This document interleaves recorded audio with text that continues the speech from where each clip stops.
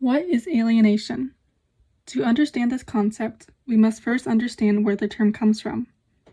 The idea of alienation stems from sociologist Karl Marx. Marx is most commonly associated with his beliefs on communism, capitalism, and the working class. The creation of capitalism led workers to feel powerless and less in control. From this, Marx coined the term alienation, which is described as the state of feeling disconnected or isolated from society. This was believed to be a huge problem for workers. In Marx's mind, alienation can harm the well-being of society and the individual. There are 4 different types of alienation to discuss. The first type is alienation from the process. This means that we lose more control over our labor because we must meet the needs of the company or capital. This results in a large division of labor and employees no longer being able to feel pride in their work. There's no longer anything special about what we produce. The second type of alienation is product.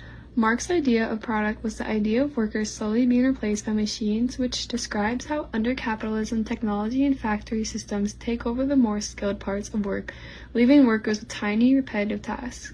This led them to being de-skilled. Workers were only valued for keeping the machine running.